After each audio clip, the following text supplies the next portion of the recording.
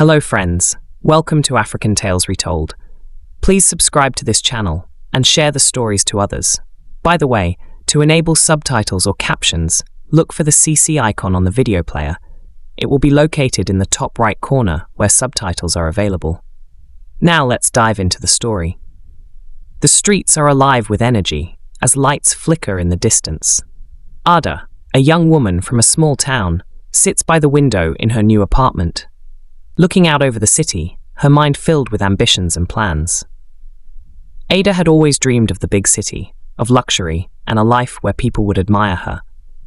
Now she was here in Lagos, and the city was every bit as thrilling as she'd imagined.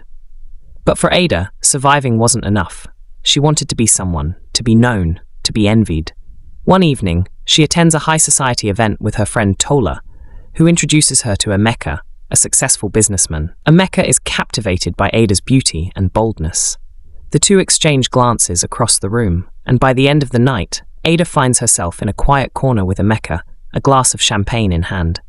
He's married. Ada learns this quickly, but she sees the gleam in his eye, and she knows he's interested. As Emeka leans in, whispering his desire to see her again, Ada's phone buzzes with a mysterious message from an unknown number. "Be careful, Ada. There are things in this city darker than wealth." Despite the mysterious message, Ada brushes it off, seeing it as nothing more than a prank. She begins a relationship with Emeka, who showers her with gifts and money. But during one of their secret meetings, Emeka becomes strangely distant. He hints that he knows of her growing reputation for seducing married men, and warns her, cryptically, about a dangerous path she's heading down. His words unsettle her, but Ada is more motivated by the allure of wealth than fear. Ada watched the message on her phone, her brows furrowing. "Be careful, Ada. There are things in this city darker than wealth." For a moment, her fingers hovered over the screen, debating whether to respond, but she dismissed it with a scoff. People loved to scare each other with ghost stories about Lagos. This was probably just someone playing a prank. The following week, Emeka invited Ada to an exclusive restaurant in Victoria Island, a place where only the elite of Lagos dined. She had spent hours preparing for this moment, dressed in a sleek gown that accentuated her curves, her hair flowing in soft waves. As she entered the restaurant, she felt eyes on her, whispers trailing her every step. She was used to it now, the attention, the envy, and she loved it. Emeka rose as she approached, his eyes lighting up when he saw her. They shared a brief embrace, and he led her to a private booth.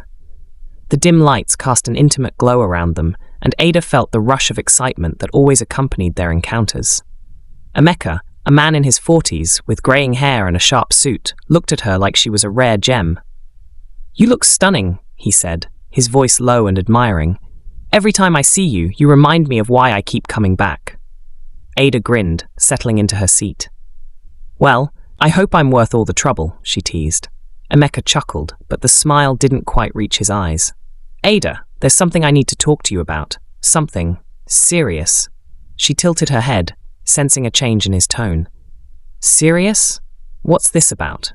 He leaned in, his expression growing more intense. "I don't know if you're aware, but word spreads fast in this city. People are talking about you. Some men have already warned me about you." Ada smirked, feeling a flicker of pride. "Men? Married men, you mean?" "Yes." Emeka's gaze didn't waver. "These men you're involved with, Ada, they're powerful, wealthy men with families and reputations to protect. You're playing a dangerous game, and in Lagos, this kind of game can turn deadly." Ada felt her heartbeat quicken, but she laughed, trying to mask her unease. "Come on, Emeka. You think I can't handle myself?" "This isn't a joke, Ada." He took a deep breath, glancing around as if someone might be listening. "There are people here who dabble in things beyond wealth, things most people don't understand. When you start to attract too much attention, especially in the wrong circles, you'll find yourself exposed to dangers that money can't shield you from." Ada stared at him, unnerved by the conviction in his voice. "What are you saying, Emeka?" Emeka hesitated, then lowered his voice. "I'm saying, Ada, you need to be careful. You're walking a thin line. There are people who've paid with their lives or lost their sanity chasing what you're chasing." She felt a chill, but her defiance flared. "I'm just having a little fun, Emeka. What's wrong with wanting a better life? Emeka shook his head. It's not the ambition that's dangerous, Ada. It's the path you're choosing to get there. He leaned back, running a hand through his hair. I've seen people who thought they could handle it. People who were once as confident as you. But they lost everything. Some even lost themselves. Ada felt her stomach twist, but she forced herself to laugh again. Well, maybe they just weren't as smart as me. Emeka didn't smile. Ada, you think I'm just some rich man caught up in his money. But I'm telling you, there's a reason people fear stepping into certain places in this city. I'm warning you out of concern. She rolled her eyes, the thrill of the night dimming. Emeka, if you're trying to scare me, it's not working. I know how to handle myself. For the rest of the evening, Emeka remained tense, his previous charm replaced with a distant look in his eyes. As they parted ways, Ada couldn't shake the feeling that something dark was lurking beneath his words. Emeka had planted a seed of doubt in her mind, though she was too proud to let it take root. As Ada steps out of the restaurant, she receives another message from the unknown number. You ignored my warning. Don't let greed blind you. Ada, some paths lead to places you can't come back from. After her tense night with Emeka, Ada returned to her apartment, shaken but determined to push his warnings out of her mind. She had worked too hard to let fear hold her back now. She tried to focus on the luxurious life she was building, her closet filled with designer clothes, her lavish gifts, the envy of her friends. But even as she looked at her spoils, Emeka's words kept echoing in her mind. Some paths lead to places you can't come back from. Later that night, Ada tossed and turned, unable to fall asleep. Eventually, exhaustion overtook her, and she drifted into a strange, uneasy sleep. In her dream, she was in a thick forest, the air dense with fog that wrapped around her like a shroud. She was barefoot, stepping on damp earth as she moved deeper into the unknown. Shadows flitted past her vision, and each step seemed to take her farther from anything familiar. She tried to turn back, but every path looked the same, stretching into darkness. Ada, a voice whispered, soft but chilling, like wind through dry leaves. She looked around, her heart racing, but saw no one. Then she looked down and froze. Her hands, the hands she had used to hold countless lovers' gifts and caress their faces, were no longer her own. They were covered in scales, dark and glistening, like the skin of a snake. The patterns wound up her arms, swirling and tightening around her wrists as if they were alive. She tried to scream, but the sound caught in her throat, replaced by a low, guttural hiss. Panicked, Ada staggered back, clawing at her skin, desperate to tear the scales away. But no matter how hard she scratched, they only seemed to spread, covering her body inch by inch. The ground beneath her shifted, softening into something cold and slippery, as if she was sinking into a swamp. Ada. The voice came again, closer this time, filled with something she couldn't quite name, contempt maybe, or warning. She turned, and suddenly, standing before her was a shadowy figure with gleaming eyes. It reached out a hand, but before she could react, her own arm began to stretch forward against her will. She could feel the cold, snake-like scales tightening around her bones, constricting her movements until she could barely breathe. Ada jolted awake, her heart pounding, drenched in sweat. She gasped for air, clutching the sheets, her mind reeling. For a few moments, she couldn't tell if she was awake or still trapped in that terrible place. She stared down at her hands, half expecting to see scales, but they were normal, her skin smooth and unblemished. It was just a dream, she whispered, trying to calm herself. Just a dream. But deep down, she knew it was more than that. The dream had felt real, too real. And as she lay there in the darkness, she felt an inexplicable urge to check her phone. When she did, her heart skipped a beat. A message had appeared from the same unknown number that had warned her before. This time, it read, "They are coming for you. Turn back, Ada, while you still can." Ada's hands trembled as she clutched the phone. She didn't know who was behind these messages or what they wanted, but a part of her was beginning to feel the grip of fear tightening around her heart. Ada glances at her reflection in her bedroom mirror and sees, for just a moment, a flash of those same snake-like scales from her dream crawling up her arms. She blinks, and they disappear, but the terror stays with her. The morning light filtered through Ada's curtains as she finally dragged herself out of bed, the echoes of her nightmare still lingering in her mind. She could feel a dull, steady ache deep inside her, as if her whole body had tightened during the night. Shaking off the dread, she forced herself to focus on her morning routine, applying her makeup and putting on a designer dress that Alhaji Musa had gifted her just last week. Alhaji Musa was different from the other men she'd been with. He was older, wealthier, and his reputation in Lagos was unmatched. He was known for his lavish lifestyle, and Ada had been thrilled to capture his attention. Despite Emeka's warnings, the allure of Musa's wealth was too strong to resist. She brushed aside the unease from the previous night, convincing herself that this was simply stress from her fast-paced lifestyle. The men she dealt with loved to paint pictures of danger and curses, but Ada wasn't easily scared. By noon, she was on her way to Alhaji Musa's luxury penthouse overlooking the city. Her heels clicked sharply on the marble floor as she entered, feeling the thrill she always felt in these high-class spaces. Alhaji was waiting for her with a smirk and a glass of champagne. "You look as radiant as ever, Ada," he said, offering her the glass. His voice was smooth, and he looked at her with an intensity that had always made her feel powerful, desired. They spent the afternoon together, laughing, dining, and exchanging secrets. Alhaji Musa was generous, always eager to spoil her with fine jewelry, clothes, and cash. But as they settled in, he glanced at her with a strange expression. "Are you feeling all right, Ada?" he asked, his brows furrowing slightly. "You look pale." Ada forced a laugh, waving her hand dismissively. "Oh, I just didn't sleep well last night. Nothing to worry about." But even as she said it, she felt something strange prickling beneath her skin, a faint tingling that reminded her of her nightmare. She shifted uncomfortably in her seat, trying to ignore it. Alhaji's gaze lingered on her, but he eventually nodded and seemed to let it go. As the afternoon wore on, Ada found herself increasingly uneasy. She excused herself and went to the bathroom to freshen up. Standing before the mirror, she took a deep breath, splashing some cold water on her face. For a moment, she thought she saw her eyes flash an unnatural green, but it vanished just as quickly, leaving her staring at her own reflection, shaken. "It's just stress," she whispered to herself, though the words felt hollow. She brushed her hands over her arms, feeling the coolness of her skin. But then, out of the corner of her eye, she noticed something on her forearm, a faint, barely visible pattern, like scales. Her breath caught, and she stumbled back, blinking rapidly. When she looked again, the pattern was gone. She pressed her fingers to her arm, trying to feel any texture, but her skin was smooth. It had to be her mind playing tricks on her. As she left the bathroom, her phone buzzed again, making her jump.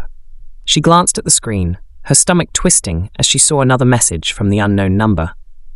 "You can't ignore the signs forever. Leave, or face the consequences." Ada's heart raced as she quickly deleted the message. She wasn't about to let some random warnings scare her out of her newfound life. She returned to Alhaji Musa, her face composed, her charm intact, but inside, the fear was starting to grow.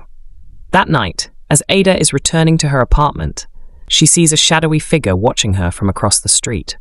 She pauses, staring, but before she can react, the figure disappears into the night, leaving Ada with a lingering sense that she is being followed. Ada's heels clicked against the pavement as she made her way back to her apartment, clutching her handbag tightly. The evening air was still, and the usually bustling streets felt eerily empty. The events of the day replayed in her mind, the strange scales she thought she'd seen, the feeling of being watched, and the latest message that warned her of unseen eyes following her every move. She shook her head, trying to dispel the nagging sense of dread. "It's just paranoia," she told herself. "People would kill to have what I have. This is just stress." But as she approached her building, a prickle of fear crawled up her spine. Across the street, standing just outside the glow of a flickering streetlight, was a shadowy figure. Tall, silent, and unmoving, the figure seemed to blend into the darkness. Ada's heart raced as she came to a stop, staring back at the figure. She squinted, trying to make out any details, but the figure was shrouded in shadow, impossible to identify. For a long moment, neither of them moved. Ada's mind raced, torn between fear and anger. This was her life. No one had the right to intimidate her. She had sacrificed too much to let anyone stand in her way. Determined to take control of the situation, she crossed the street, her footsteps quickening as she approached the figure. But as she drew closer, she realized something strange. The figure seemed almost transparent, as though it was slipping in and out of reality. Her steps faltered, but she forced herself to keep going, her breath shallow.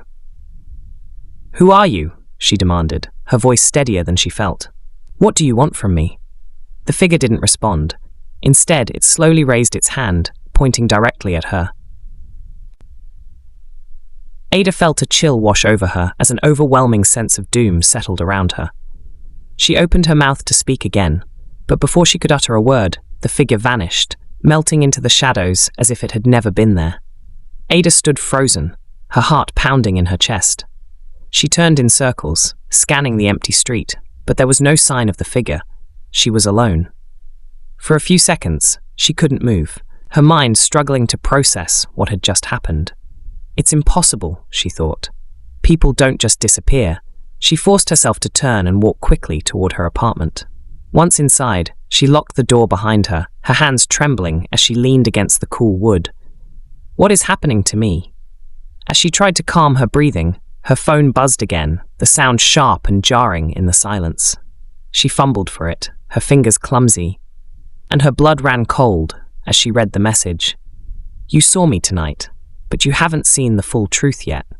There are consequences for every choice, Ada.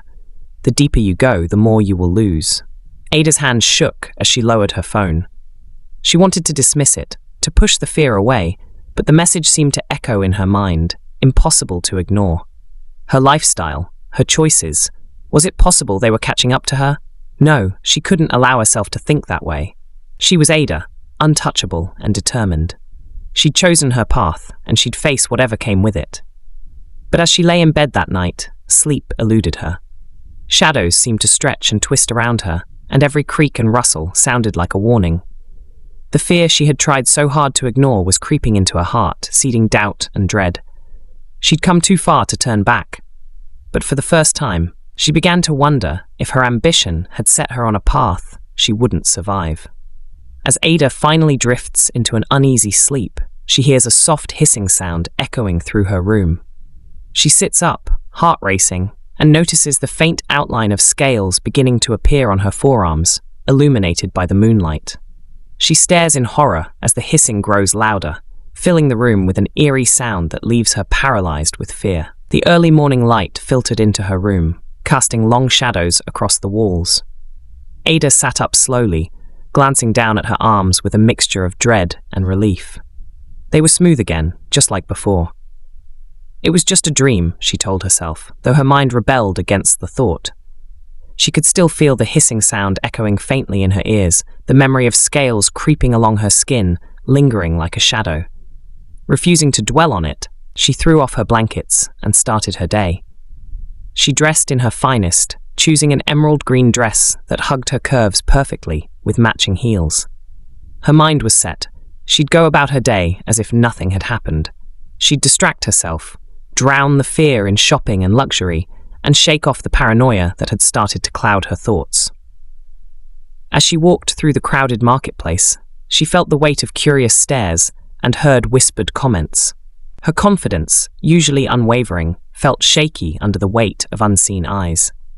More than once, she caught herself rubbing her arms, expecting to feel the scales that had haunted her in the night. Hours later, she arrived at the exclusive lounge where she was meeting Alhaji Musa. His eyes lit up as she walked in, though a shadow of suspicion seemed to linger in his gaze. "Ada, you look as captivating as always," he said, his voice smooth, though his eyes seemed to study her more closely than usual. Ada forced a charming smile and sat beside him, hoping he wouldn't notice the slight tremor in her hands. They exchanged the usual pleasantries, but something about Alhaji's gaze felt different. There was a new intensity, an awareness she hadn't seen before. "Are you feeling all right?" he asked, his voice casual but edged with curiosity. "You seem distracted." Ada laughed, the sound too loud, a forced attempt to mask her unease. "I'm perfectly fine, Alhaji. Just a little tired, that's all."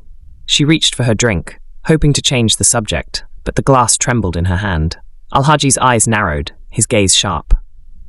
I've heard rumors, Ada. Strange things happening around you lately. People talk in this city, you know.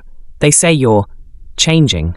The words struck her like a blow, and she looked away, gripping the glass tightly. How could he know? She forced herself to smile, though her heart pounded. People love to talk, Alhaji. They say anything to bring down those who are rising. She took a sip, hoping to keep her composure. You know how it is. He nodded slowly, but his gaze didn't soften. Yes, I do. But sometimes, there's truth hidden in rumors. I care about you, Ada. I would hate to see you fall.